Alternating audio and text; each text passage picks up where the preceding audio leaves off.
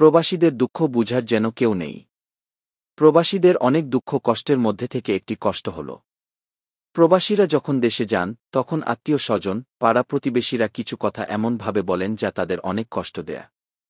যেমন ধরেন, তারা বলেন, আপনারা তো 2 দিনের মেহমান, দেশে ঘুরতে আসছেন, কবে ফিরে যাবেন বা কত দিনের জন্য আসছেন? ভাই, তারাও জানে তারা 2 দিনের মেহমান, তাদেরকে তা মনে করিয়ে দিতে হবে না। এই কথাগুলো অন্যভাবেও বলতে পারেন যে, অনেক দিন পরে আসছেন, এবার একটু বাড়িয়ে থাকেন, সবার সাথে একটু ভালো সময় কাটাও। তাছাড়া প্রবাসীদের নিজের বাড়িতেই নিজের ভাই বোন মা বাবা তারাও দেখা যায় অনেক সময় এই রকম কথা বলে যে, তোমার তো ঘর বা রোম না হলেই চলবে, 2 দিনের জন্য আসছ। বা তাদের রোমে কোনো জিনিসের কমতি থাকলে বলেন যে, এটা না হলেও তোমার চলবে, 1 মাসই তো থাকবে, একটু মানিয়ে নাও। কথায় কথায় মনে করিয়ে দেওয়া তোমার দেশে কিছু নেই, তুমি 2 দিনের মেহমান, এভাবে বলা ঠিক না। তারা অনেক কষ্ট করেন নিজের পরিবারের জন্য।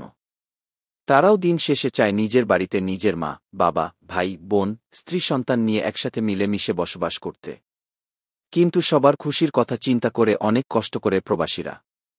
প্রবাসে কাজের ধরন অন্যরকম। নিজের দেশে নিজের ব্যবসা দোকানপাট হলে একটু দেরি করে কাজে লাগলে সমস্যা হয় না, কিন্তু অন্য দেশে অন্যের কাজ 1 মিনিট দেরি করা যাবে না, অসুস্থ হলেও কাজ বন্ধ করা যাবে না। ভিন্ন দেশে ভিন্ন ভাষা, ভালোভাবে ভাষা না জানলে কত নানান সমস্যা।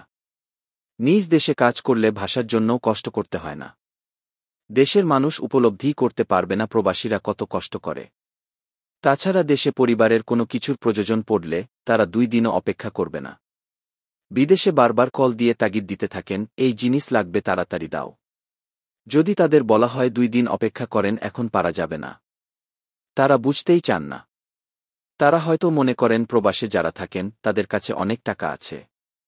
তাদের কাছে টাকা না থাকলেও দেশের মানুষ বুঝতেই চান না তাদের কাছে টাকা নেই। দেশের মানুষ মনে করেন প্রবাসীদের কাছে টাকা আছে, নিজের কাছে টাকা রেখে তাদেরকে দিচ্ছেন না। তাদের কাছে অনেক সময় টাকা না থাকতে পারে। প্রবাসে চলতে হলে তাদেরও কিছু খরচাপাতি হয়, কাগজপত্র ঠিক করতেও অনেক টাকা খরচ হয়।